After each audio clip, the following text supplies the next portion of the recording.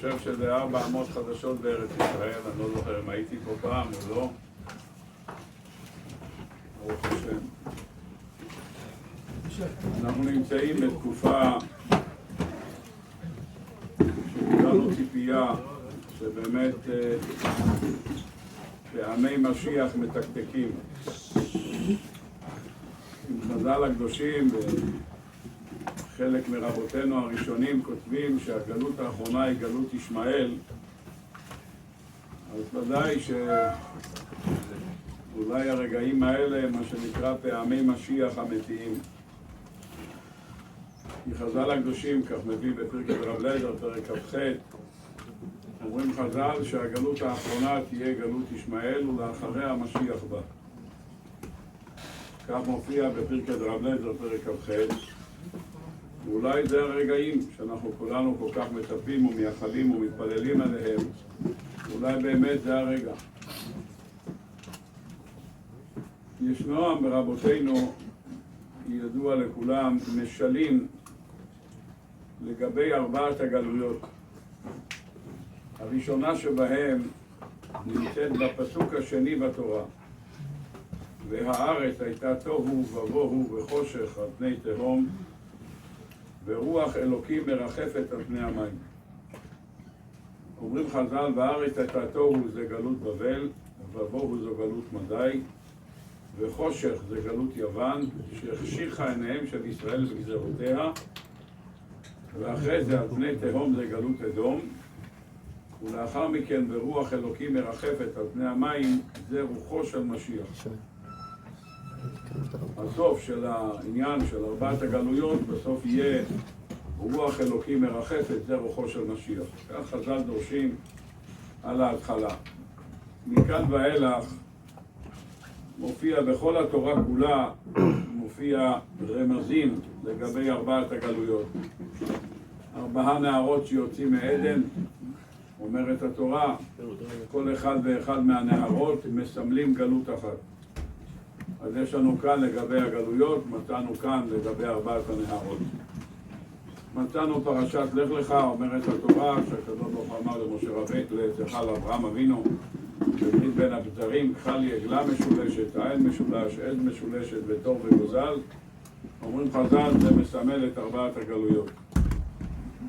וככה זה הולך לאורך כל התורה כולה, גם בשבת שעברה, קראנו, אומר יצחק אבינו, אומר לעשיו, קחה לי, ואתה שנה כליך, תלייך וקשתך בצא השדה. כליך זה הכוונה לגלות בבל, תלייך זה גלות מדי שתלו את המן על העץ, קשתך זה גלות יוון שנחשבת בחודש כסלו, חודש כסלו מזלו קשת כידוע לכולם, וצא השדה זה גלות אדום. גלות אדום זה השדה. גם בית המקדש השני נקרא בשם שדה, כמו שכתוב בפסוק, ציון שדה תחרש. ויצחק אבינו נקרא בשם שדה, כמו שנאמר, אברהם אבינו נקרא בשם הר, שנאמר אשר יאמר היום בהר השם יראה. יצחק אבינו נקרא בשם שדה, שנאמר ויצא יצחק לסוח בשדה. אז הבית הראשון היה כנגד אברהם אבינו, והבית הזה נחרב. הבית השני היה כנגד יצחק אבינו, הר נחרב, כמו שנאמר בפסוק, על הר ציון ששמן, שועלים ילכו בו. אז זה החלק של אברהם אבינו. החלק השני הוא של יצחק אבינו, שנקרא בשם שדה, שנאמר ויצא יצחק לסוח בשדה לפנות ערב. אז אם ככה, השדה שלו, גם השדה שלו נחרבה, זה בית המקדש השני, כמו שנאמר, ציון שדה תחרש, אז הבית השני נחרב. הבית השלישי הוא כנגד יעקב אבינו, לכן אומרת התורה, שנה כליך, הכוונה לבבל, תלייך, הכוונה למדי, קשתך זה היה בחודש כסלו, חודש כסלו יענז מזלו קשת, וגם בצא השדה, הכוונה לגלות האחרונה, גלות אדום, שנחרב בית המקדש השני, שהוא כנגד יצחק. וכולנו מחכים בעזרת השם שיבוא הבית השלישי, שהוא כנגד יעקב אבינו. וכך חז"ל הקדושים בכל התורה כולה מוצאים רמזים לגבי הגלויות השונות. פרשת השבוע שלנו היא הפרשה אמנם בתורה אין רמזים לעניין הגלויות, אבל כל מדרשי חז"ל מדברים על פרשת ויצא לגבי הגלויות. כולם. רבותינו מדברים, כשיעקב אבינו יוצא ויצא יעקב מבאר שבע וילך חרנה. אומרים חז"ל, הוא יצא מחרן, מבאר שבע דרך לחרן, ויקח המקום וילן שם כי באה השמש, ויקח מאבני המקום, ויעשה מראשותיו וישכב במקום ההוא. ויחלום והנה סולם מוצב ארצה וראשו מגיע השמיימה, והנה מלאכי אלוקים עולים ויורדים בו. חז"ל הקדושים אומרים, מה הראו לו? תסתכלו כאן בעל הטורים במקום, יש לכם חומש של בעל הטורים. הוא מביא איזה 20 רמזים מה ראה יעקב אבינו בחלום הסולם. אני לא הולך עכשיו להביא את כולם. הוא מדבר על זה בהרחבה, שהוא ראה את כיסא הכבוד, פעם ראשונה בחיים שלו שהוא ראה את כיסא הכבוד, ולכן הוא אמר, אכן יש בהשם במקום הזה, הוא אומר רבי שמשון מאוסטרופולי, אכן ראשי תיבות, אריה כרוב נשר, ואנוכי לא ידעתי. זה שאני נמצא בכיסא הכבוד, אומר יעקב אבינו, לא ידעתי. זה היה חידוש בשבילי. והנה מלאכי אלוקים עולים ויורדים בו, אומרים חז"ל, מלאכי השרת, אומרים, הנה הוא נמצא בכיסא הכבוד, והנה הוא פה למטה. מלאכי אלוקים מסתכלים עליו למעלה, אומרים, הנה זה שדמותו חקוקה בכיסא הכבוד, נמצא כאן למטה, שוכב כאן למטה. זה מה שנאמר, והנה מלאכי אלוקים עולים ויורדים בו בדמותו של יעקב אבינו. אז זו מילה, בין הדברים שהראו לו שם, מביא כאן בעל הטורים במקום, הראו לו את 4 הגלויות. כך מביא בעל הטורים בפרשת השבוע שלנו על הפסוק הזה, הראו ליעקב אבינו את 4 הגלויות. גם בסוף הפרשה, כאשר יעקב אבינו חוזר בחזרה לארץ ישראל, אומרת התורה, ויעקב הלך לדרכו ויפגעו בו מלאכי אלוקים. חז"ל הקדושים אומרים כמה מלאכים היו פה, אז רש"י כותב שיצאו לקראתו מלאכי ארץ ישראל ומלאכי חוץ לארץ, אבל כמה מלאכים היו פה התורה לא כותבת. במדרש כתוב, יש אומרים 60 ריבו ויש אומרים 120 ריבו. 60 ריבו זה אלה שבאו לקראתו ואלה שליוו אותו. לכן ביום יעקב כאשר רעם מחנה אלוקים זה, ויקרא שם המקום ההוא מחניים. מחניים הכוונה 2 מחנות, גם אלה של ארץ ישראל וגם אלה של חוץ לארץ, כותב רש"י. והמדרש עצמו אומר, מחניים יש אומרים 60 ריבו מלאכים ויש אומרים 120 ריבו מלאכים. דהיינו גם של ארץ ישראל וגם של חוץ לארץ, ביחד זה 120 מלאכים. אלה הדברים 120 ריבו מלאכים, אלה הדברים שאומרים רבותינו. במפרשים מופיע פה במגלי העמוקות מופיע, שגם כאן שיעקב אבינו חזר הביתה וראה מלאכים, הוא ראה את המלאכים של כל הגלויות שעתידים ללוות את ישראל. גלות לבן, גלות מדי, גלות בבל, גלות אדום, זה מה שהוא ראה. ויאמר יעקב כאשר העם, הוא אומר הוא כבר ראה גם את המשיח. מה זה רעם? ראשי תיבות רוח אלוקים מרחפת. הוא כבר ראה, כשהוא ראה את הגלויות, הוא כבר ראה גם את הסיום של הגלויות, הוא ראה את בניין הבית השלישי.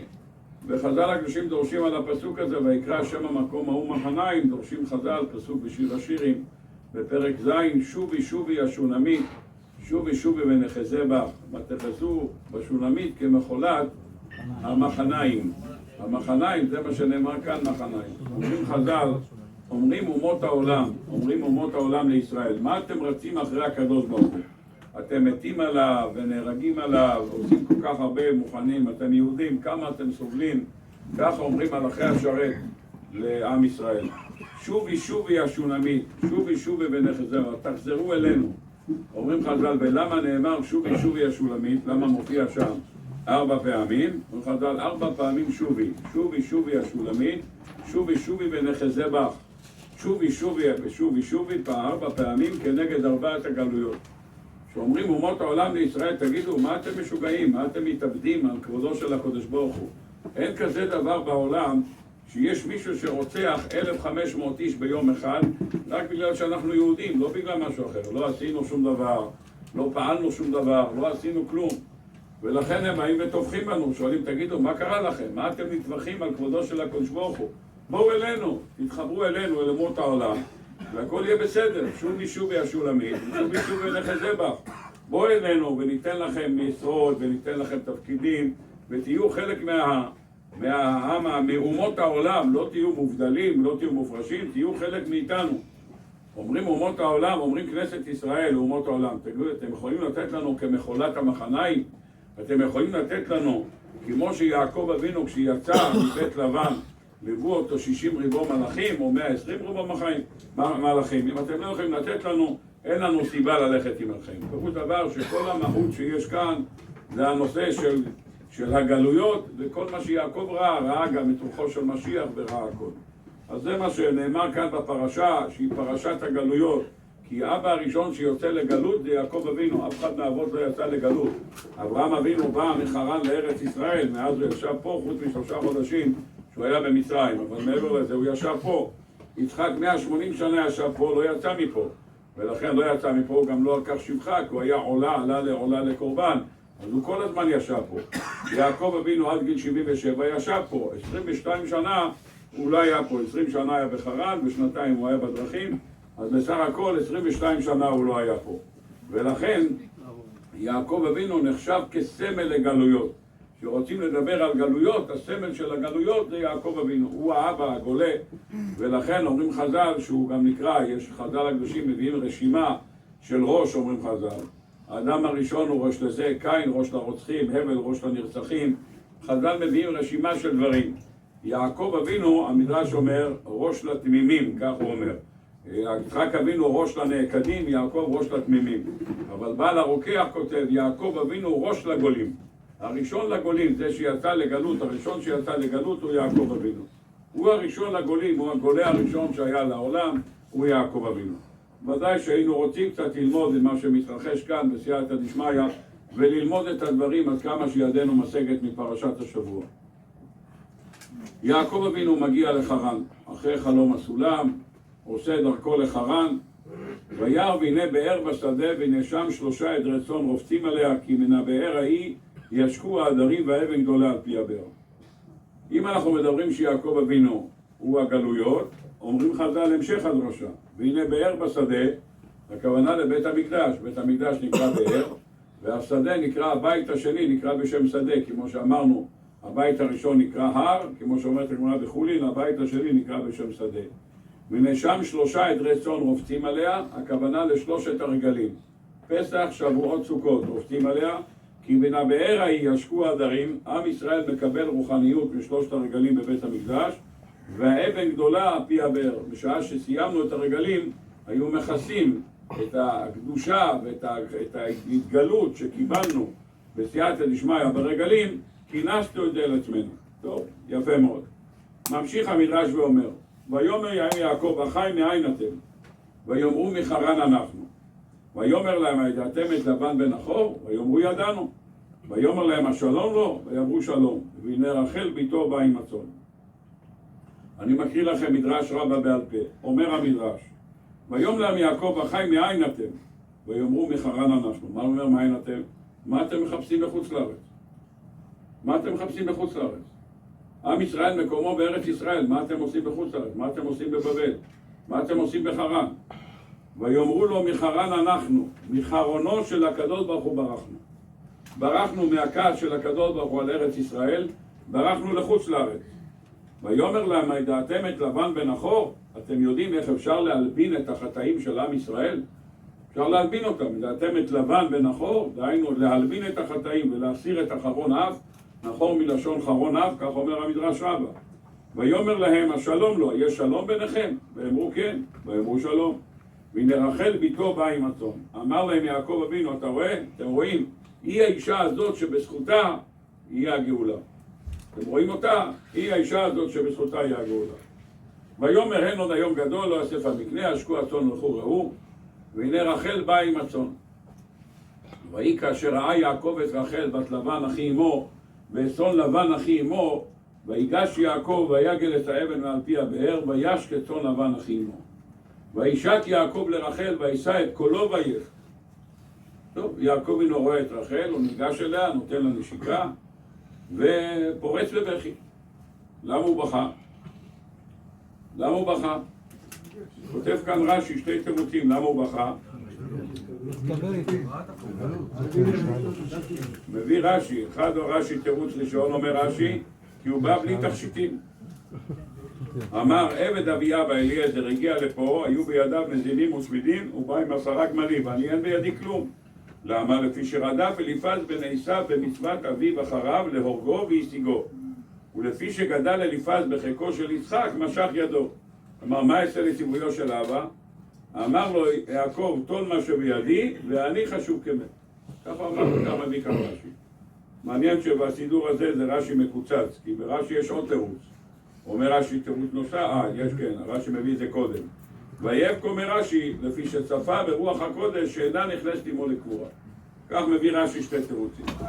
אני רוצה לשאול אתכם, אנשים יקרים, יעקב אבינו ראה ברוח הקודש שהיא לא נכנסת עמו בקבורה, שואל השפתי חכמים, מה רע בתירוץ הראשון שרש"י מביא עוד תירוץ?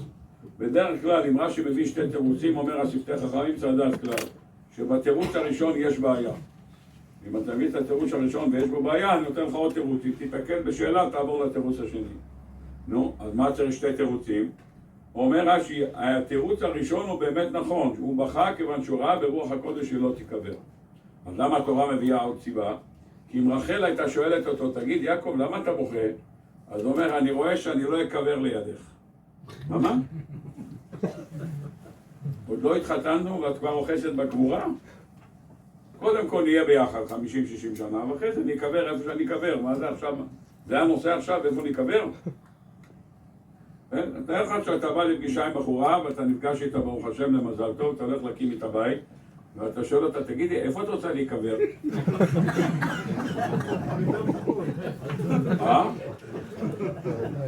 לא נראה לי שהשידוך ימשיך, נכון? תחזור הביתה, תגיד לשטחן, תשמע, הבחור מפגר. עודנו לעם, עוד תזמורת, הוא שואל אותי איפה אני רוצה למות, כי יש לו תוכניות כמובן.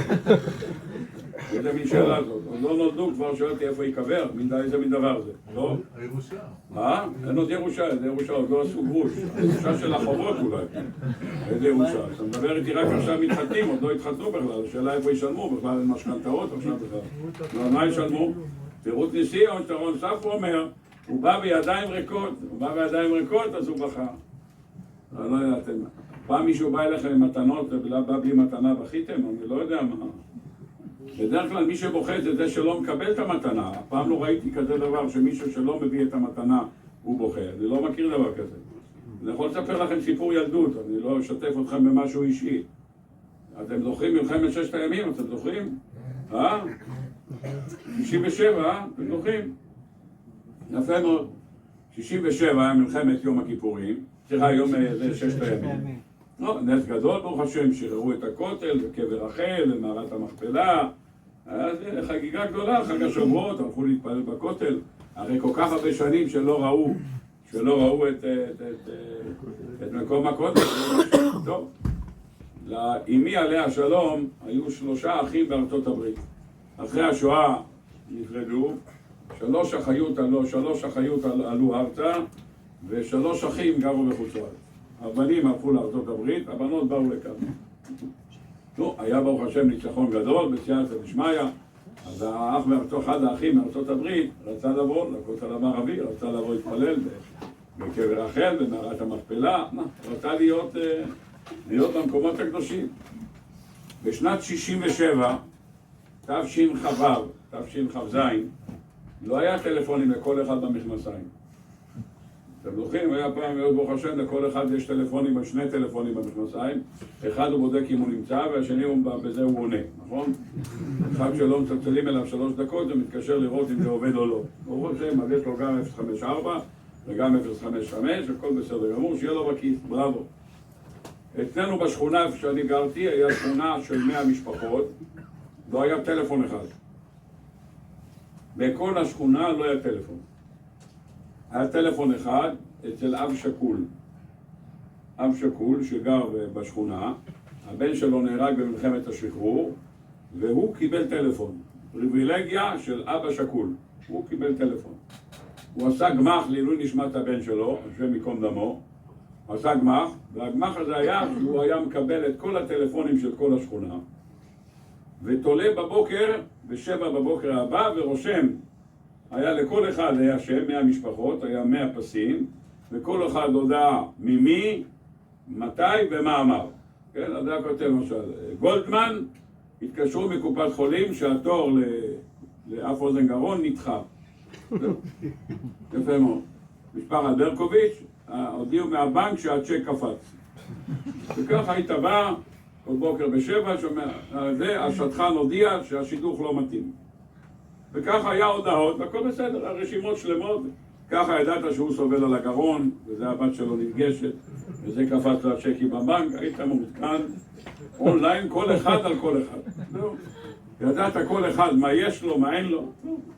יום אחד אבי זיכרונו לברכה מגיע לבית הכנסת, אחרי מלחמת ששת הימים, ורואה שורה אחת, כתוב רוזנבלום, כתוב, האח של גברת רוזנבלום מתקשר, ומסר שהוא מתכוון לבוא לארץ בשבוע הבא, במטוס TWA, טיסה זה וזה, הוא מבקש ליצור איתו קשר לפני שהוא בא. יפה מאוד. נו, איך מתקשרים?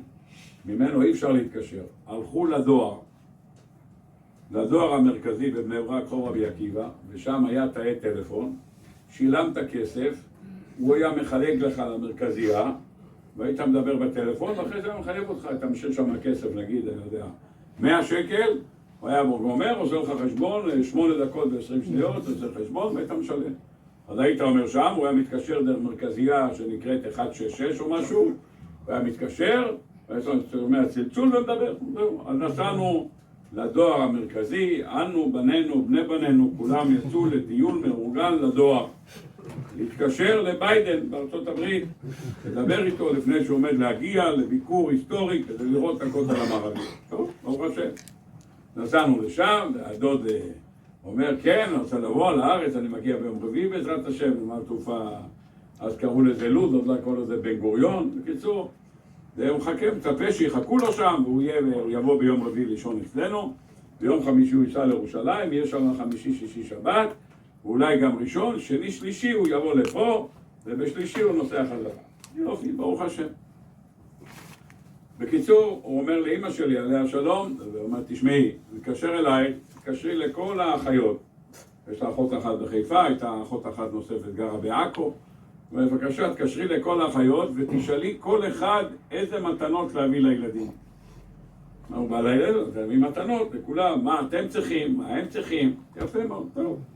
בקיצור, כך היה, אמא שלי עליה שלום, ריכזה את הרשימה, והתקשרו, הטלפון ציבורי, התקשרו לאחות בחיפה, והתקשרו, עשו רשימה. טוב, אני עבדכם הנאמן, הייתי אז ילד בן 7, ביקשתי שיביאו לי פארקר. פארקר, אתם יודעים מה זה פארקר? אתם לא יודעים מה זה פארקר. את פארקר, כן, את פארקר, את פארקר. טוב, ביקשתי שיביאו לי פארקר. למה? כשאני הייתי ילד, מי שהיה לו פארקר, היה נחשב טייקון. כאילו היום מישהו יש לו טסלה. זה היה את פארקר. אני, מי שהיה בכיתה, היה מה שנקרא מעמד סוציו-אקונומי גבוה, היה לו פארקר. אני הייתי דפוק, היה לי כזה פקק כזה פלסטיק, ורציתי להשתדרג. אז ביקשתי פארקר. מה, נראה לכם בקשה בומבסטית? בקטנה, פארקר, מה כולו עד הפארקר?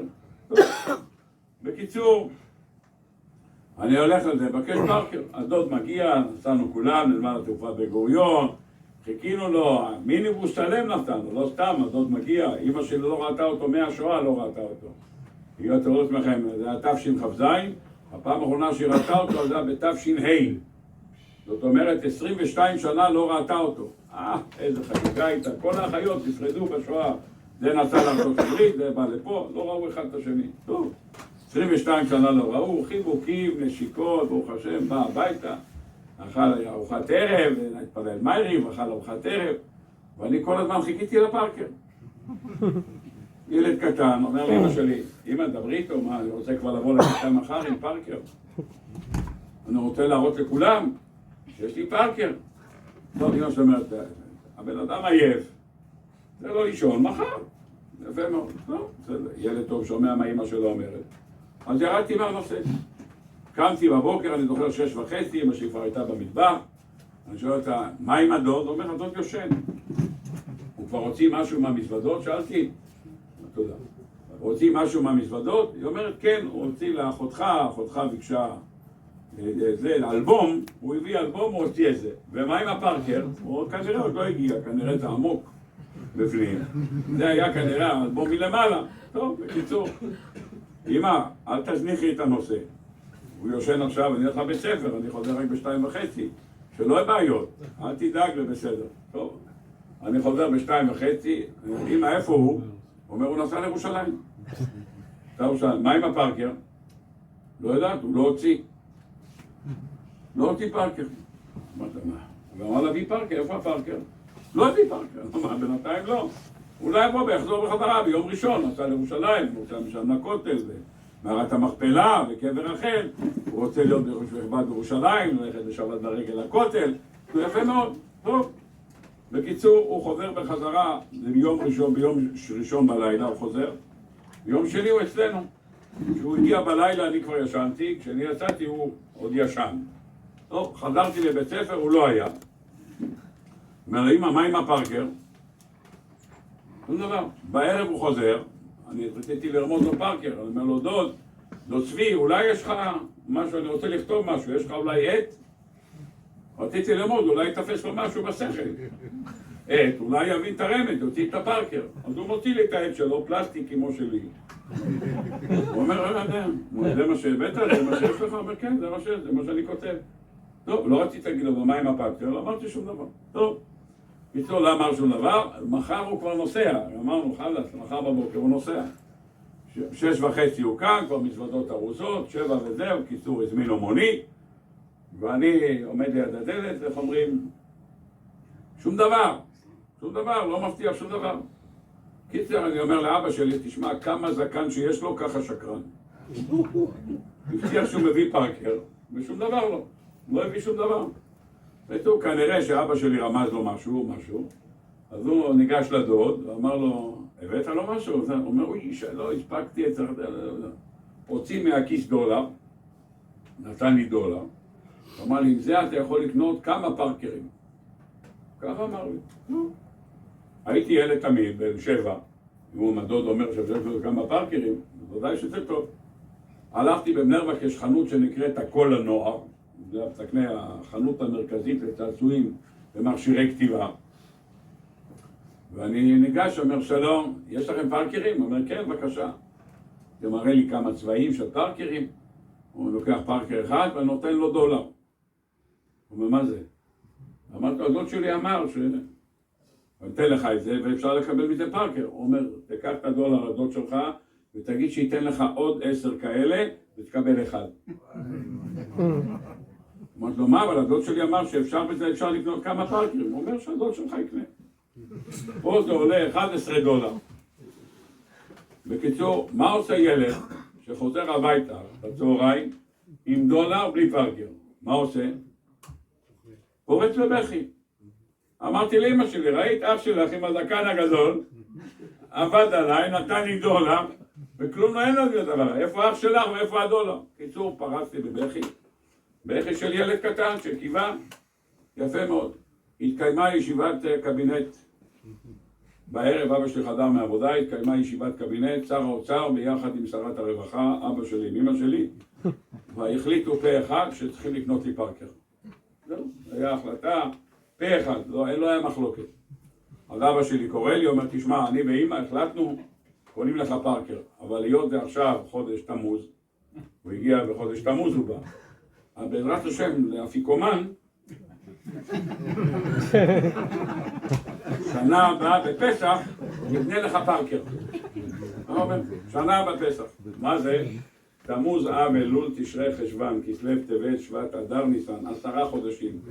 וזה בתנאי שאני אתנהג יפה.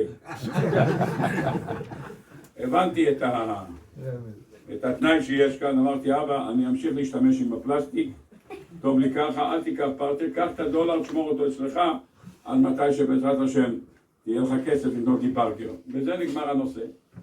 הגעתי לרש"י הזה, הבנתי מה זה. הוא אומר רש"י, אתה יודע למה יעקב בכה? כי הוא בא בלי מתנות. שאלתי את עצמי, למה הדוד שלי לא בכה?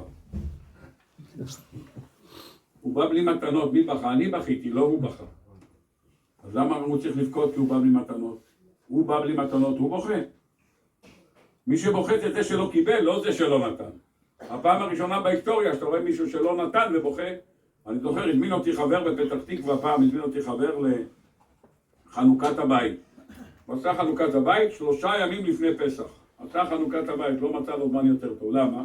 דירה חדשה, לא צריך לנקות, אין חמץ, עשה חנוכת הבית, הזמין אותנו 10 אנשים לבוא. אני אצל אשכנזים, לחנוכת הבית זה 5 דקות.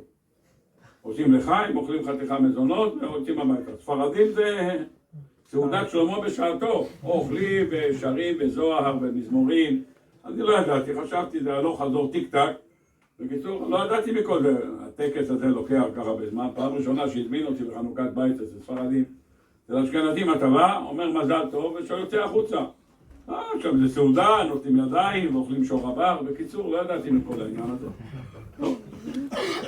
בקיצור, הוא מזמין אותי לחנוכת הבית, אז הוא אומר, תשמע, איזה רחוב אתה גר, אני אומר לו. הוא אומר, לרחוב אין שם. זה עדיין לא שם, זה אזור של בנייה, אין שם. אתה נוסע ברחוב כצנלסון עד הסוף, כשאתה מגיע לסוף הרחוב יש כורכר. אתה יורד לכורכר, ויש שם 3 בניינים, אני באמצעי. אתה נכנס, יש שם דלת, תן ביתה היא תיפתח. אתה עולה קומה אחת, יש דלת מברזל, יש שם 4 דירות, תן ביתה זה ייפתח. אחרי זה תבוא לדלת, תראה את השם שלנו, תדפוק עם הרגל 3 פעמים ואני אפתח לך. תגיד לי, מה הכל עם הביתות? מה קרה לכם? אתם שם פתח תקווה, הכל עם ביתות? לא, בטח הידיים שלך יהיו עם מתנה גדולה, אז איך תפתח? הוא אומר, תיתן ביתות, אז הדלת תפתח. הבנתי את הפרוצדורה. זה מה שנקרא, מזמין, מתנה, שיבוא, מסודר, הכל בסדר גמור. שאלתי אותם, אני יכול להביא גם צ'ק והוא יסחוב את הקרטון. הוא אמר, כן. מקובל עליו גם הרעיון הזה. רבותיי, מעולם לא שמענו אחד שלא הביא מתנה ובכה. פעם ראשונה ואחרונה בהיסטוריה שראיתי מישהו שמביא מתנה, לא מביא מתנה ובוכה, זה יעקב אבינו. דבר נוסף הוא בכה, היא לא באה איתו לקבורה. נו, אז מה קרה? אז לא בא איתו לקבורה. נכון, יש עניין שבעל יהיה קבור ליד אשתו. אז מה קרה? ואם זה לא מסתדר? לא מסתדר. אז מה, זה עושים טרגדיה מזה? לפני מלחמת יום הכיפורים, חלק מהאנשים, הגבר היה קבור בהר הזיתים כי הוא מת קודם, והאישה נקברה בהר המנוחות כי אי אפשר להגיע להר הזיתים. אז מה קרה? אחרי שהשתחרר העבירו את הקבר? לא, מה קרה? מה הפרוצדורה הגדולה? היא לא קבורה לידו, אז היא לא קבורה לידו. בשביל הילדים זה יותר נוח, שהילדים אחד ליד השני, אז עודים ביחד לקבר, ואם זה לא, אז לא. אז מה קרה? הכל בסדר גמור. מה הטרגדיה הגדולה שעושים מזה? כן יהיה לידו, לא יהיה לידו, מה מונח כאן? אני רוצה ברשותכם לקרוא עוד קטע אחד, והקטע הבא שנקרא אותו זה ברש"י פרשת ויחי. כאשר יעקב אבינו מבקש מיוסף להביא אותו לקבורה בארץ ישראל, הוא מבקש ממנו להישבע על הדבר הזה. בבקשה, שים לידך, אתה תלכי, תישבע, ועשית עמדי חסד ואמת, אנא תקברני במצרים. נו, ואומר אנוכי ישבע, ואומר נשבע לו, נתני ממצרים וקברתני מקבורתם, ויאמר אנוכי אעשה כדבריך, ויאמר ישבע לי, וישבע לו, ויפתחו ישראל על ראש המיטה. לאחר שהתורה מדברת ויעקב אבינו מדבר איתו על העניין של הקבורה, אומר יעקב אבינו ליוסף, ואתה, 2 בניך נולדים לך בארץ מצרים, עד בוא ילך מצרימה, לי הם, אפרים ומנשה כראובן ושמעון יהיו לי. ומולדתך אשר הולדת אחריהם לך יהיו, על שם אחריהם יקראו בנחלתם.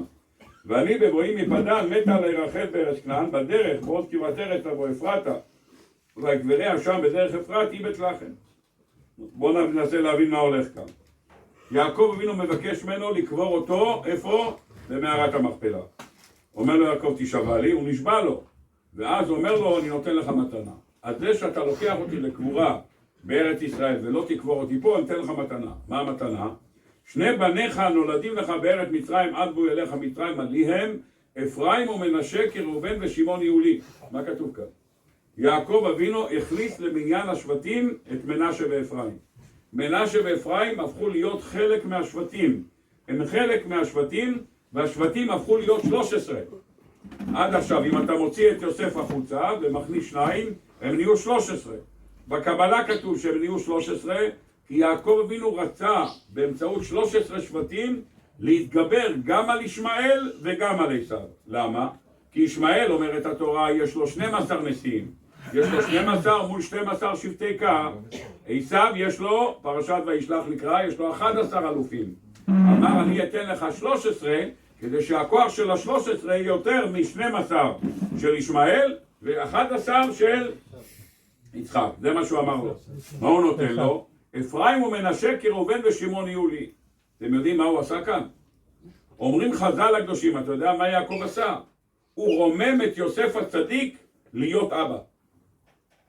יוסף הצדיק התרומם כאן מדרגה של בן לדרגה של אבא. הוא עכשיו אבא. איפה הוא אבא? איפה אתה רואה שהוא אבא? אם הוא לוקח את מנשה ואפרים ושם אותם בקו אחד עם השבטים כולם, עם ראובן ושמעון, יוסף לא יכול להיות איתם ביחד. לא יכול להיות שאבא והילדים נמצאים באותו דרגה, אז חייב להיות שאבא למעלה. איפה האבא עלה למעלה? הרי אין קוראים אבות אלא לשלושה, אברהם, יצחק ויעקב. אז מה הוא שם אותו למעלה? הוא העלה אותו בדרגה אחת יותר גבוהה, ומה קורה כשהוא מעלה אותו בדרגה אחת יותר גבוהה? הוא הופך להיות אבא קטן. אבא קטן קוראים לזה אברך. אברך זה אבא לייט. מה זה אבא לייט? איפה זה בא לידי ביטוי? כמו שאברהם, יצחק ויעקב יש להם תפילה. אברהם שחרית, יצחק מנחה, יעקב ערבית, ככה ליוסף יש מוסף של שבת. מוסף של שבת זה שייך ליוסף הצדיק. הוא שמר שבת כמו שנאמר ותבוח טבח ואכן. אומרים חז"ל, הוא טבח עוד לפני שבת כדי שלא יצטרך לטבוח בשבת. אז השבת, אומרים חז"ל, יוסף שמר את השבת עד שלא ניתנה שבת, הוא שמר את השבת. יפה מאוד. חוץ מזה, הוא היחידי שנמצא באושפיזין. היחידי שנמצא באושפיזין, מי הוא? יוסף הצדיק. אין לך לא את ראובן ולא את יהודה ולא את יששכר, אף אחד. אברהם, יצחק, יעקב, משה, אהרון, יוסף, דוד נמצא באושפיזין. הדבר הנוסף שהוא נמצא, הוא נמצא בארבעת המינים. אתרוג כנגד אברהם, כמו שאומרים חז"ל, אצל אברהם נאמר ואברהם זקן בא בימים, ואצל זקן נאמר והדרת פני זקן, והאתרוג נקרא בשם פרי עץ הדר. אז הוא נקרא הדר, אתרוג זהו. לולב הוא כנגד יצחק, שנאמר כפות מרים, אמר יצחק אבינו לאבא שלו, כפות אותי חזק על גבי המזבח, לכן זה נקרא כפות מרים כנגד יצחק. הדסים כנגד יעקב אבינו, בהדס יש 3 בדים, כנגד 3 האבות, אברהם, יצחק ויעקב. בעלים יש הרבה עלים, 3 עלים בכל כאן, אז יש בזה ריבוי עלים, אומרים חז"ל, ככה יעקב אבינו היה לו ריבוי ילדים יותר מכולם. הכי הרבה היה לו 25 ילדים ליעקב אבינו, על פי החשבון, אם כל אחד מהשבטים נולדה איתו תאומה. אם נולדה איתו תאומה, אז יש לך מ-11 שבטים, יש לך 22, בנימין נולד עם 2 תאומות, יש לך 25, ועוד דינה זה 26. יש לך בסך הכל 26 ילדים כמניין הוויה, זה מספר הילדים שהיה ליעקב אבינו. אז כמו שהדסים יש להם הרבה עלים, ככה ליעקב יש הרבה ילדים, זה מה שנאמר כאן. אז הוא כנגד זה. מעבר לכך, הערבות כנגד מי? כנגד יוסף. למה? יוסף יש לו 2 בנים, והערבה יש לך 2 בנים. הערבה יבשה כמו לפני כולם, היא קמלה לפני כולם, כמו שהערבה קמלה לפני כולם, אותו דבר, גם יוסף מת לפני כולם. בן כמה הוא נפטר? בן 110 שנים. איפה מופיע הפטירה של יוסף הצדיק? הוא מופיע בפסוק האחרון בפרשת ויחי. אומרת התורה שהוא היה בן 110 שנים, ושמו אותו בארון במצרים. למה הוא מופיע כאן? כידוע לכולם שיוסף הצדיק, השבטים, הפטירה שלהם מופיעה בספר שמות, כי הרמב"ן כותב שספר בראשית נקרא בשם ספרם של אבות, ספר שמות נקרא ספרם של בנים. מה פתאום יוסף נמצא כאן? כי הספר הזה הוא ספרם של אבות, ויוסף הצדיק נקרא בשם אב, אז לכן זה נקרא כאן, זה הדברים שאומרים לנו רבותינו. אם ככה בסייעתא דשמיא למדנו מכאן שהלך ורומם אותו לדרגת אב. מי נקרא אב? אב נקרא מישהו שלא שואל שאלות. כך כתוב בחז"ל. חבל על דעבדין ודלא משתכחין, אמר הקדוש ברוך הוא למשה רבנו. בפרשת שמות שואל משה רבנו את הקדוש ברוך הוא, מאז באתי אל פרעה לדבר בשמך, הרע לעם הזה ועל זה לא הצלת את עמך. אמר לו הקדוש ברוך הוא, חבל על דעבדין ודלא משתכחין. איפה אברהם, יצחק ויעקב? והעמדתי אותם בניסיונות רבים, אף אחד לא שאל אותי למה. בעקידה אף אחד לא שאל אותי למה. למה אתה אומר לי, אמש אמרת לי כי ביצחק יקרא לך זרע, עכשיו אתה אומר לי עלה או לא עולה? לא שאל אותי. יצחק אבינו היה עיוור 57 שנים, לא שאל אותי למה. 57 שנים מגיל 123 עד 180, היה יצחק לא עלינו ולא על אף אחד מישראל, היה עיוור 180 שנה. וסליחה, 57 שנים מתוך 180 השנים שלו. הוא לא שאל אותי אף פעם למה. 40% מהחיים שלו היה עיוור. למה הוא לא שאל אותי למה. יעקב אבינו קובר את 2 נשותיו. אישה אחת הייתה בת 36, השנייה בת 44. הראשונה שמתה רחל אימנו נקרא בפרשת וישלח, השאירה לו 3 תינוקות בני יומם, בנימין ו2 אחיות. ותקש בלידתה, אומרים חז"ל, למה ותקש? כי הלידה הזאת הייתה לידה של שלישייה. מתו 3 אנשים, ויעקב אבינו לא שואל, מה, השארת אותי אלמן עם 3 תינוקות? לא שאל שאלה. רחל אימנו בגיל 44 נפטרה. לא שואל שום שאלות הקדוש ברוך הוא. אומר הקדוש ברוך הוא למשה רבינו, איפה הם האבות הקדושים? חבל על דעבדין ודלא משתכחין, איפה האבות הקדושים אברהם, יצחק ויעקב? כמה שהעמדתי אותם בניסיונות, אמרתי לאברהם לעשות עקדה, הוא לא שאל אותי כמו שהוא אמר לו. יכלתי לשאול אותך, אמש אמרת לי כי ביצחק יקרא לך זרע, עכשיו אתה אומר לי עלה או לא עולה? שמתי את עצמי כאילם, לא שאלתי, שנאמר בפסוק, אברהם אבינו שם את עצמו כאילם ואמר לקדוש ברוך הוא, מה אני? שמתי את עצמי כאילם, כשיבואו בניי לדין לפניך ביום זה בראש השנה, תסתום, אל תשמע מה שהמקטרג אומר, ושיהיה סגירת פה, אל תיתן להם לדבר על עם ישראל. זה הבקשה של אברהם אבינו. אומר הקדוש ברוך הוא למשה רבינו, חבל על דעבדין ודלא משתכחין, איפה הם האבות הקדושים, שלא שאלו שאלות. יוסף הצדיק, אומר לה הקדוש ברוך הוא, קח אותי בבקשה, לאבא שלו, קח אותי ותקבור אותי בבקשה מערת המכפלה. ליוסף הצדיק מקבל עכשיו סתירה מאבא שלו, סתירה שהוא לא חשב לקבל אותה. למה הוא לא חשב לקבל אותה? כיוון שיוסף הצדיק היה בן 8 שנים כאשר אמא שלו נפטרה. בן 6 שנים כשהוא נולד, אבא שלו נשאר שם לעבוד 6 שנים בצום, כמו שנקרא כאן פרשת השבוע, ברגע שנולד יוסף, אמר לו יעקב אבינו, תשחרר אותי, אני רוצה לחזור הביתה. למה אמרו חז"ל? כיוון שנולד יוסף, נולד שטנו של עשיו, נולד שטנו של עשיו, תן לי, אני רוצה לחזור הביתה, זה מה שהוא אמר. יפה מאוד. ולאחר שהגיע לזה, הוא אומר לו, תשחרר אותם, לא, תעשה משהו בשביל הצאן שלך. הוא נשאר לעבוד שם עוד 6 שנים. כשהם מסדו את חרן, כמו שנאמר בתורה אחרי 20 שנה, יוסף היה בן 6, 2 היו בדרך, כאשר בכניסה לארץ ישראל נפטרה רחל אמנו, בן כמה הוא היה? בן 8 שנים הוא היה.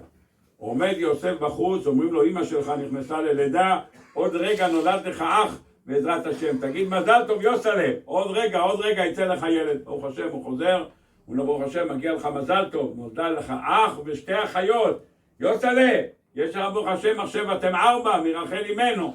אחרי כמה דקות יוצאת המילדת, אומר, סליחה, רחל אמנו נפטרה. יוסף הצדיק, ילד בן 8, עומד במצב היום ונורא, נהיה עכשיו יתום, לא מתכונן לזה, פטירה פתאומית בתוך הלידה, הוא עומד קדיש באמצע הלילה, עומד קדיש שם, כל האחים יושבים שם ואומרים אמן יש מרבה, וקוברים אותה באמצע הדרך. מה מבין ילד? הוא לא היה פעם בבית קברות, לא מכיר, הוא אף פעם לא ביקר בארץ ישראל, לא ידע שיש מערת המכפלה, הוא לא יודע שאברהם קבור במערת המכפלה, הוא לא היה בלוויה של אברהם, הוא לא היה בלוויה של שרה, הוא לא מכיר שום דבר, הוא נולד בחרן, הוא לא מכיר שום דבר. הוא חושב שככה זה, פעם ראשונה שהוא רואה שמישהו קוברים, נופל וקוברים אותו, חופרים בו ונכנסים בפנים, זה מה שהוא חשב שזה הדרך. הוא מגיע לארץ ישראל, הוא רואה שיש בית קברות, קוראים לזה מערת המכפלה. וכל שנה עולים לקבר של אברהם אבינו, מתי הוא מת? לדעות שונות. אחד אומר שהוא מת בניסן, יש כאלה שאומרים שהוא מת בתשרי, ויש אפילו מגלה עמוקות שאומר שהוא מת בטבת, תיקבר בשיבה טובה, ראשי תיבות טבת, כך הוא אמר לו, ואתה יבוא אל אבותיך בשלום, תיקבר בשיבה טובה, תיקבר בשיבה טובה, ראשי תיבות טבת, תיקבר בשיבה טובה. יש כאלה שאומרים שהוא נפטר בטבת. נו, אז אברהם אבינו יש לו אזכרה, אבא שלו עולה להזכרה, לוקח את כל הנכדים, פתאום הוא רואה בית קברות, קבורים באיזשהו מקום, אדם וחווה, אברהם ושרה, יש בית קברות. אז למה אמא שלי שם קבורה בבית לחם? אין לו שאלות, הוא לא מבין למה, אבל הוא אומר, אולי זה רק פה, זה רק לאברהם ושרה, ואדם הראשון, אין פה יותר, אז אין לו שאלות. אבל בינתיים הוא חי כאן בארץ, ויש לוויה. רבקה מסתלקת לבית עולמה, ובדרך גם רבקה מסתלקת, נכון? ובאים להודיע לו, כך כתוב, שבאו להודיע ליצחק אבינו, שבאו להודיע ליעקב אבינו שאמא שלו נפטרה, באה מנקד. רבקה באה, כמו שאמרה לו רבקה, שלחתי ולקחתיך משם, אני אשלח. הגיעה רבקה מנקד, הגיעה ליעקב אבינו, והיא מתה, עשו לה חור וקברו אותה תחת העלון, וקראו למקום הזה עלון בחוץ, שם קברו אותה, עלון בחוץ. מה הוא בא להודיע? הוא בא להודיע שאמא שלך נפטרה, זה מה שבא המניקה של רבקה, בא להודיע לו שאמא שלו נפטרה, שם הוא ישב שבעה, והקדוש ברוך הוא ניחם אותו שם. אז רבקה גם קבורה שם, אז הוא חוזר לארץ ישראל, גם יש שם קבורה של יצחק אבינו עוד היה חי. יצחק אבינו עוד היה חי, ורק מאוחר יותר הוא נפטר. אז יש בית קברות, אנשים קוברים. מה פתאום אמא שלי על אמצע הדרך? אין לו תשובה. אבל דבר אחד הוא מנחם את עצמו. מה הוא מנחם את עצמו? שכשיבוא זמנו של אבא להסתלק מן העולם, הרי כל מה שהוא ירד לחרן, בשביל מה? בשביל רחל, ככה הוא אומר, נכון? בשביל מה ירדתי? אל מי ירדתי להתחתן? מה המטרה של החתונה? ירדתי בשביל רחל אמנו. אתם ידעתם כי 2 ילדה לי אשתי. אומר הרמב"ן, אשתי? 2 ילדה לך רחל, לאה ילדה לך 6. אומר הרמב"ן, בשביל יעקב אבינו אשתו זה רק 1. איך קוראים? האישה שלו זה רחל אמנו. ויקרא יעקב לרחל וללאה השדה אל צונו. למה לרחל וללאה השדה אל צונו? פרשת השבוע. למה לרחל וללאה השדה אל צונו? משום שרחל זאת הייתה אשתו. כשזהו התחתן הוא ירד לשם, את לאה הוא קיבל, כיוון שלבן שיקר אותו. אבל הוא רצה להתחתן רק עם רחל, אז זאת אשתו. אומר אם ככה, יוסף אבינו לעצמו, דע לך, כנראה שכשאבא יסתלק מן העולם, הוא יצווה לקבור אותו ליד אמא בבית לחם, זה מה שיהיה הציווי, ואז הנבין, הם יהיו קבורים שתם ביחד. ואנחנו נרחיב את הקבר, ונעשה שם הקבר לכל השבטים, כולם אנחנו נקבר שם. זה התוכנית המקורית שיוסף מדמיין לעצמו. פתאום באבא שלו אומר לו, לא, יוסלה, אתה שם אותי במערת המכפלה, בקברי אשר קריתי לי. קניתי את החלק הזה גם מאי סוף, כי הוא הבן הבכור, אני רוצה להיקבר במערת המכפלה. מה? במערת המכפלה? אבא, מה, אתה לא רוצה להיקבר ליד אמא? במערת המכפלה? הוא אומר, כן, במערת המכפלה. מערת המכפלה? ואתה משאיר את אמא לבד? אומר לו, כן. ויוסף לא שואל אותו, למה אתה עושה את זה? לא שואל אותו. אמר לו יעקב אבינו, לא שאלת? ציפיתי לשאלה. לא שאלת? אני מרומם אותך עכשיו לדרגה של אבא. למה? אתה, מנשה ואפרים, יהיו כראובן ושמעון, ואתה הופך להיות אבא, כי מי מקבל תואר אבא? אתה יודע מי מקבל תואר אבא? מי שלא שואל שאלות. לא שאלת שאלות, אתה יכול להיות אברך, אתה יכול להיות אבא. יפה מאוד. אבל יעקב אבינו ראה שעל הפרצוף של יוסף יש מה שנקרא שינוי צבע. אומר לו יעקב אבינו, יוסף, אני רוצה להגיד לך, ואני ברואי מפדן מתה עליי רחל בארץ כנען, בדרך, בעוד קרבת ארץ לבוא אפרתה, ויגבריה שם בדרך אפרתי בית לחם. אומר לו יעקב אבינו, דע לך, את הגריד היה, יכלתי בקלות לקחת אותה לקבורה במערת המכפלה. האדמה הייתה יבשה, היא נפטרה בי"א מרחשוון, האדמה הייתה יבשה, עדיין לא ירדו גשמים, הייתי שם אותה על עגלה, בתוך כמה שעות אנחנו נמצאים במערת המכפלה. זה לא סיפור ארוך.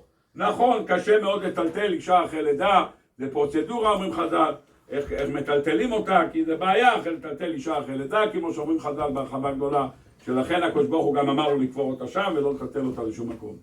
אבל, דע לך, אומר, לא רציתי להעביר אותה, אני רציתי שיתקבר לידי, אבל מה אני יכול לעשות? הקדוש ברוך הוא אמר לי, לקבור אותה פה. כך הוא אומר לו. למה?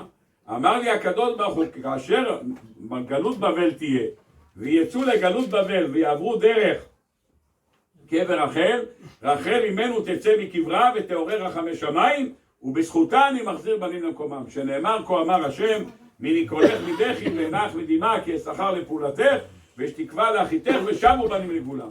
אז אני קברתי אותה שם בהוראה של הקדוש ברוך הוא. אני באופן אישי הייתי לוקח אותה לקבורה במערת המכפלה. אם לא בפנים אז בחוץ, בסביבה, אבל לא הייתי שם אותה באמצע הדרך. הקדוש ברוך הוא אמר לי כאן. רבותיי, אני רוצה לשאול אתכם שאלה פשוטה מאוד. יש בעיה לקדוש ברוך הוא לשנות את המסלול? רחל תקועה באמצע הדרך, בלי כלום. לא במערת המכפלה. למה? כי עם ישראל אמור לצאת לגלות, אמור לעבור שמה. לקבור אותה במערת המכפלה, והמסלול יעבור דרך מערת המכפלה. למה צריך לקחת אותה, לקבור אותה באמצע הדרך, ולהגיד שהמסלול של עם ישראל עובר שם? תקבור אותה במערת המכפלה, והמסלול של עם ישראל יעבור שם? לא. אם המסלול יעבור שם, רחל לא יכולה לעשות כלום. כל מה שרחל יכולה לפעול זה רק אם היא קבורה כאן. והשאלה למה? מה הכוח של רחל ממנו? כדי להבין את הדברים, בואו נראה יסוד נפלא ביותר. מופיע במדרש שלך, אני לא אקרא לכם אותו בפנים, כי המדרש הוא ארוך מאוד, אני אומר אותו בעל פה. כשעם ישראל יצא לגלות, בגלות בבל, אני אומר לכם יסוד נורא שכתוב בפסיקתא. כשעם ישראל יצא לגלות, נבוכדנצר, כך מופיע בחז"ל הקדושים, היה חבר ילדות של ירמיהו הנביא. אתם מכירים את המדרש הזה? נבוכדנצר היה חבר של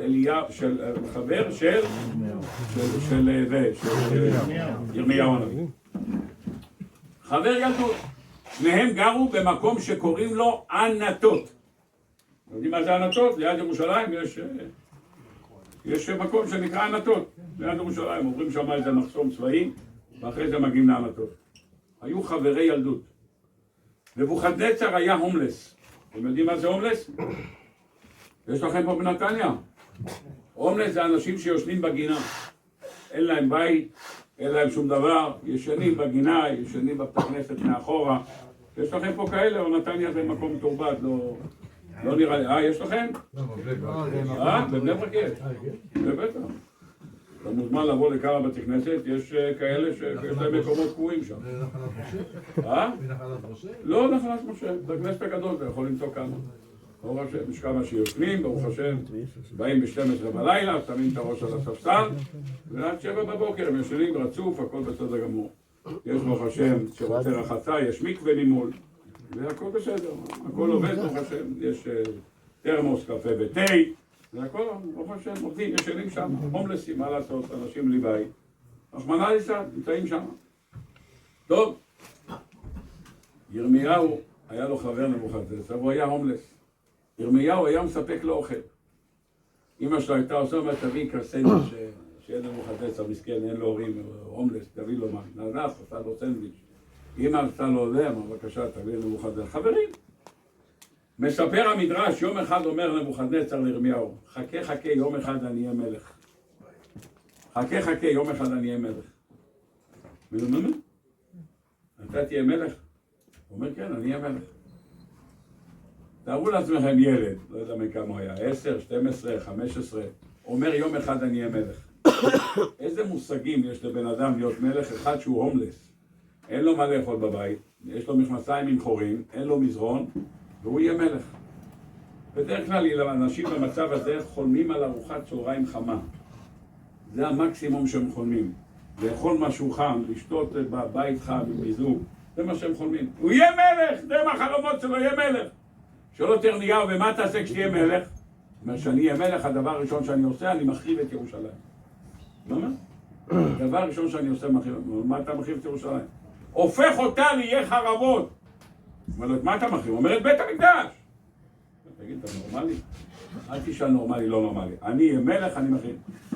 אומר לו, מיה, חשבתי, אתה תהיה מלך, תדאג שלא יהיה עניים בעולם, וכולם ישנו על מיטות, ותעשה בית יתומים ובית הומלסים, ותיתן להם מלון, תיתן להם מלון כמו מתורבת, כמו בנתניה, בתי מלון טובים, תשים את כולם בגלי צה"ל, אני מבין מקום טוב, ברוך השם. לא!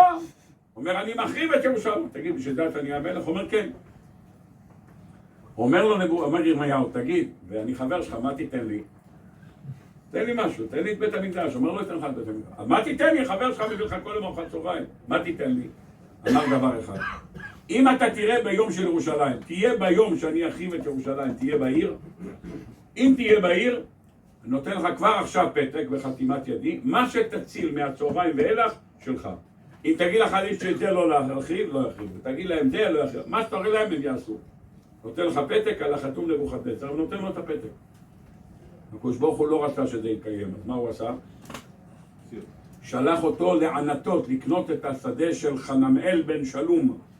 שלח אותו, אומר לך לענתות, תקנה את השדה של חנמאל בן שלום, הדוד שלו. הוא נוסע לשם לקנות את השדה של חנמאל בן שלום, הוא חוזר בחזרה, ירושלים עולה באש. הוא לא הספיק להגיע לירושלים, ירושלים כבר שרופה, אין לו מה לעשות עם הפתק הזה, שום דבר. הוא מגיע, כבר עם ישראל יוצא לגלות, ונמצא שם נבוזראדן, שר הצבא של נבוכדנצר, נמצא שם, ואומר לכולם, להתקדם, בבקשה, להתקדם. הוא אומר, רבותיי, מי שלא ילך, ומי שיוריד דמעות, אני קוראת לו איברים. הוא אומר נבוזראדן, שר הצבא של נבוכדנצר. ניגש אליו ירמיהו הנביא, אומר, תגיד, אתה נורמלי? מה אתה רוצה? מה אתה רוצה? תן להם לבכות, מה אתה רוצה? בן אדם, עקרת אותו מהבית, אתה זורק אותו, השאיר שם אבא זקן, אמא זקנה, השאיר שם משפחה, מה אתה רוצה? למה אתה לא נותן להם לבכות? אמר, זה הוראה של נבוכדנצר. נבוכדנצר נתן הוראה לא לתת להם לבכות. אמר לו, אבל למה? למה? אמר לי נבוכדנצר, אלוקיהם של אלו אינו עומד בדמעות.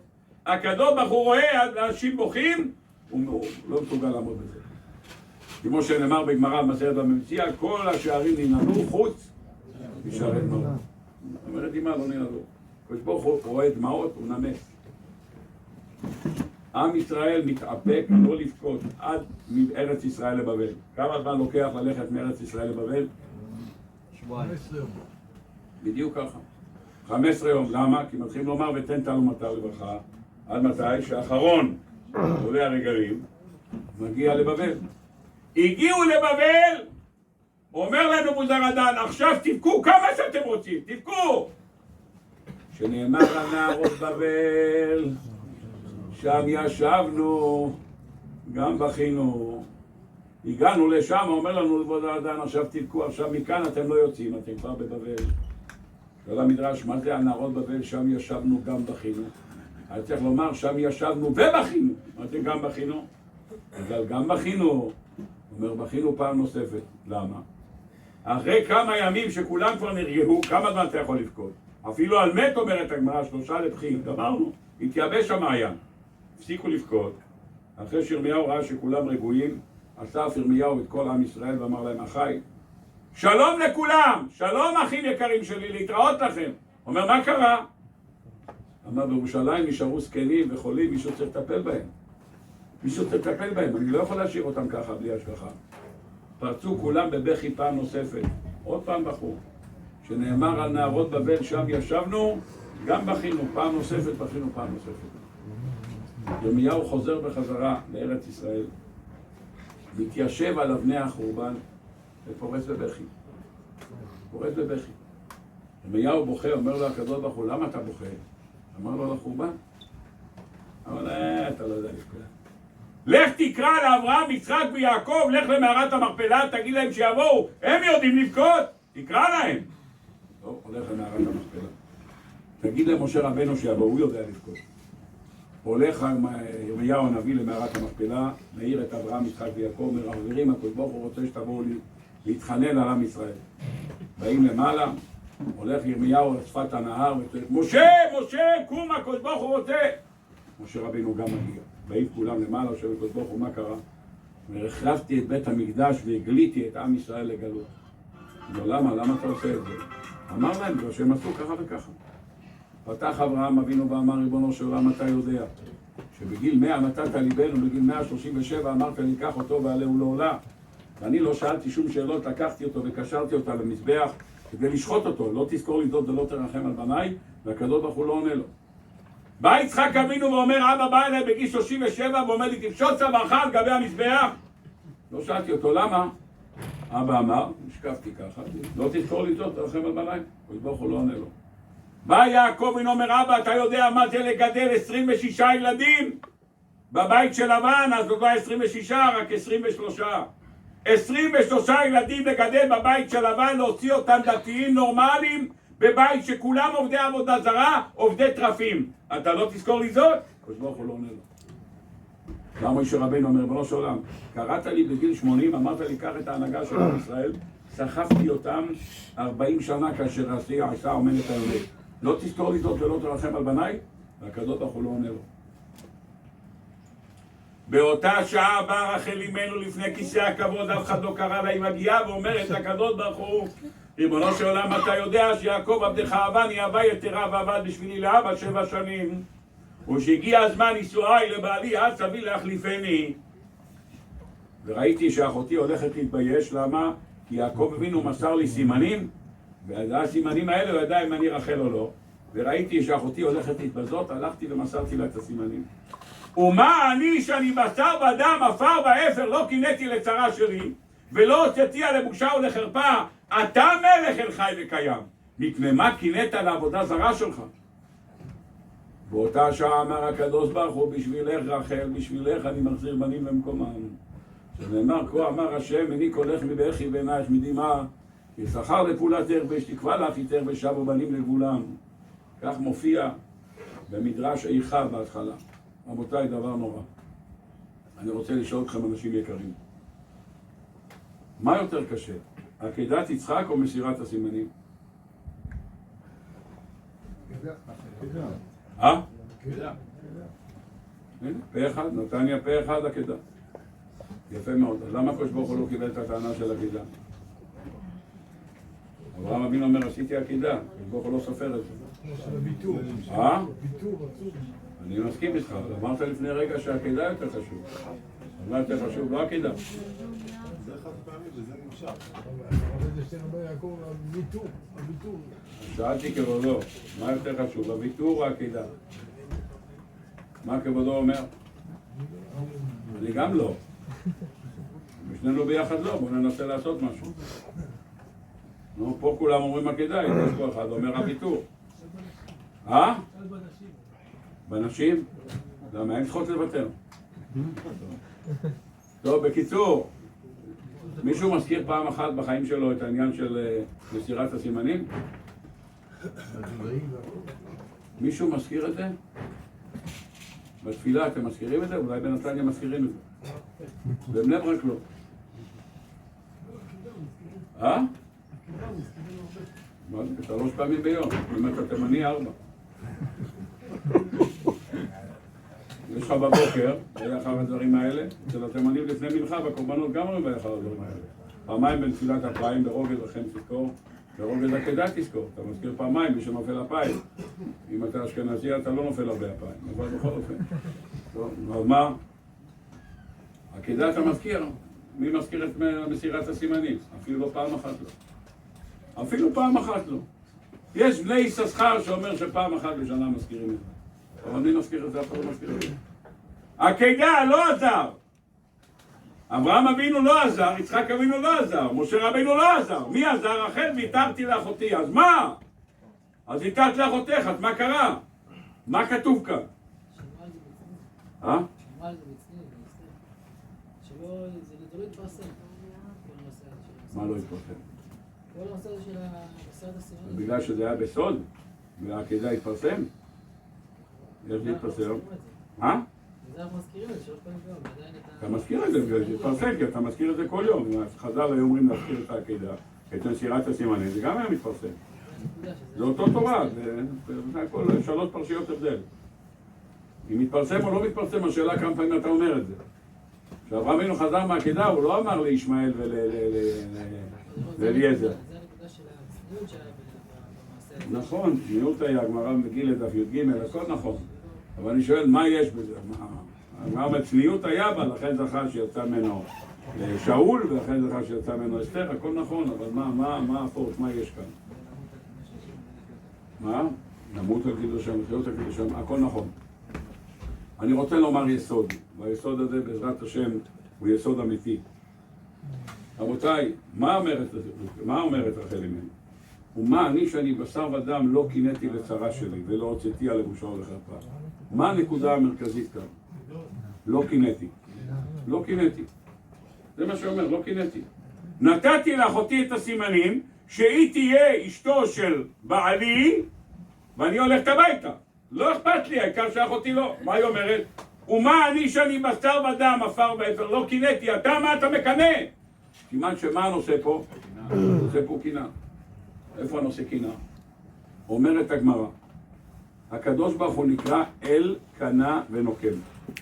שאל אגריפס שר הצבא את אברהם גמליאל, גמרא במסכת עבודה זרה, אלוקיכם קנאי? אל קנה ונוקם? קנאי זה מידה לא טובה. אנחנו אומרים שהוא קנאי. אלוקיכם קנאי? אמר לו כן. ומה הוא קנאי? אמר אם קוראים לעץ ואבן בשם אלוהים, הוא מקנא. אל קנה ונוקם, על מה נאמר? על מה נאמר אל קנה ונוקם? נאמר על מה? על אחד עבודה זרה. זה כן קנה ונוקם. על מה כעס הקדוש ברוך הוא והחריב את בית המקדש? בא מנשה והכניס צלם בהיכל. מנשה מכניס צלם בהיכל בעל 4 פרצופים, ואומר לקדוש ברוך הוא, בכל פינה שלא תסתכל תראה את העבודה זרה שלי. הקדוש ברוך הוא קינא, כל קנה ונוקם והחריב את בית המקדש. בא רחל אמנו ואומר, בא אברהם אבינו אומר, עשיתי עקדה, כל הכבוד. יצחק עקדה, כל הכבוד. בא רחל ממנו ואומרת, מה עשית ריבונו של עולם? החרבת את בית המקדש, למה? כי קינאת לעבודה זרה שהכניסו לבית המקדש. אמר אגריפס לרבן גמליאל, תגיד, אלוקיכם קנאי? אמר לו לא, אבל כאן בעבודה זרה הוא קנאי, אמשול לך משל למה הדבר דומה. אמר לו רבן גמליאל, משל לאדם שיש לו אישה, שיש לו אישה, יום אחד אשתו אומרת לו, יעקב, דוד, מאוד קשה לי, זה לא כמו היום, אתה מכניס מכונת כביסה, מעביר לייבוש. פעם היה יום כביסה, אם אתם זוכרים, היו עושים פרימוס, יש פה אנשים שעוד זוכרים את הפרימוס. זוכרים שהיו עושים את פרימוס, והם משלים את החיתולים, ואחרי זה היו מייבשים אותם, לא היה מייבש, אתה שם במייבש, הוא מסתובב. היו מייבשים בחבל, אתם זוכרים? ובחורף היו מדליקים תנור נפט של פרידמן, ושם היו מייבשים את זה, היו שמים כזה מין, איך קוראים לזה? כזה מין חוטים באמצע הסלון, וליד התנור זה היה מתייבש, ברוך השם, צריך להחליף לילדים באמצע הלילה, להחליף להם חיתולים. היום אתה אומר למישהו, שואל אם גרת בבונגולות, אם היית פעם אסקמוסי, הם חושבים שאתה שייך לתקופת האבן. בתקופת האבן, לפני 60 שנה, מה לא צריך אבן בשביל זה? היינו מקרר לה בבית. היינו קונים קרח, אתם זוכרים קרח? או שאתם הייתם אחרי תקופת הקרח? היינו קוראים קרח, מי שעושה שמחה בשבת, היינו קונים 3-4 בלוקים של קרח, שמים באמבטיה ובתוך זה שמים שתייה, זה הפעם. אומר בא אבישה לבעלה, אומר בעלי יקר, יש לנו 10 ילדים, קשה לי, אני לא מסוגלת. גם תפיסה, גם בישולים, גם טפל, גם למד אותם, גם שיעורי בית, גם לתת לכל אחד את ה... לא, קשה לי, לא יכולה. בעלה אומרת לי, אני אחשוב בפתרון. הוא חרד על 3 ימים, הוא אומר, שמי, מצאתי פתרון. אני מתחתן עם עוד אישה. היא תסדר את הבית ראשון, שלישי, חמישי, עד שני, רביעי, שישי. באותו רגע לא קשה לה כבר כלום. נכון? למה? מה קרה? מה שקשה לה? הוא אומר, קשה לה, אבל רק לא להכניס מישהי אחרת. אומרים חז"ל, מידת הקנאה של עבודה זרה, זה אותו מידת קנאה. איך קוראים לאדם שמקנא לאשתו? מה הקורבן שהוא מביא? מנחת? קנאות. מידת הקנאה של עבודה זרה זה אותו מידת קנאה של אישה, אותו דבר, זה אותו יסוד. אומרת רחל אימנו לפני הקדוש ברוך הוא, ריבונו של עולם, מה עשית? קינאת לצרה שלך? הכניסו עבודה זרה, לכן החבת את הבית? אני בשר ודם, אני לא הקדוש ברוך הוא. אם אני לא קינאתי לצרה שלי ולא הוצאתי על לבושה ולחרפה, אתה מלך אל חי וקיים, מפני מה קינאת?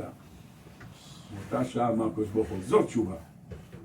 לא שהעקדה זה לא גדול, העקדה גדול מאוד, אין יותר גדול מהעקדה. אבל כאן אני לא צריך עקדה, מה אני צריך כאן? כאן אני צריך ביטול קנאה. איפה יש ביטול קנאה? זה ביטול קנאה. ואני מבטל את מה? אומרת רחל, ביטלתי את הקנאה. מי היה הקנאי הראשון בבריאה? קין.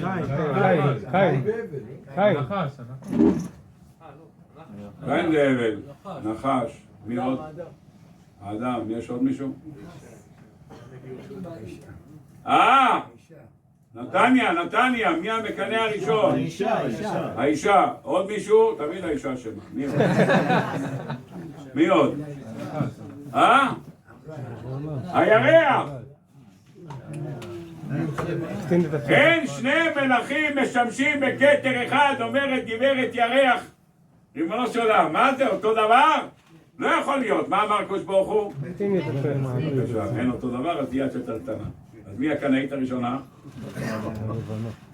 ובכל ראש חודש, בגלל זה מה? הקטינו אותה, ולכן כל ראש חודש עושים ברכת לבנה, כי הקטינו אותה. אם היא הייתה אותו גודל, לא צריכים לחדש אותה. בעזרת השם שיבוא משיח צדקנו, בעזרת השם בקרוב, אז תחזור האור הלבנה כאור החמה, לא יצטרכו לחזור בחזרה לכל הזה. היא הייתה הקנאית הראשונה. לכן בכל ראש חודש מזכירים את רחל אימנו. תפילת המוסף מתחיל במילים ראשי חודשים לעמך נתת. ראשי חודשים לעמך, ראשי תיבות. למה זה נכנס כאן בראש חודש? כי ראש חודש זה הזמן שאנחנו עושים תיקון לירח שקנאה והחטא, קנאה בשמש. אומרים לה שירח, גברת, היו 2 אחיות, קראו להם רחל ולאה. 2 אחיות, היא לא קנאה והחטא. היא הראשונה בעולם שביטלה את מידת הקנאה, זה רחל אימנו. אומר הקדוש ברוך הוא, בשבילך רחל, בשבילך אני מחזיר בנים למקומם. זה מה שנאמר כאן. זה הזכות הגדולה שיש לנו כאן בסייעתא דשמיא. זה כוחה של רחל. שיעקב אבינו רואה את הרועים יושבים ליד הבאר, אבל מה אתם עושים שם? ברחנו מחרונו של הקדוש ברוך הוא. הידעתם את לבן בן נחור, אתם יודעים איך מלבינים את אחרון אף?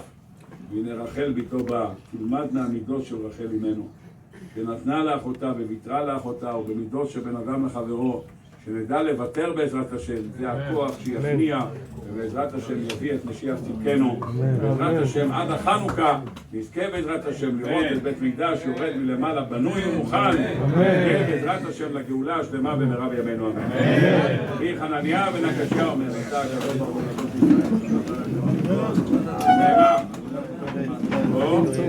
תורה ויהדות.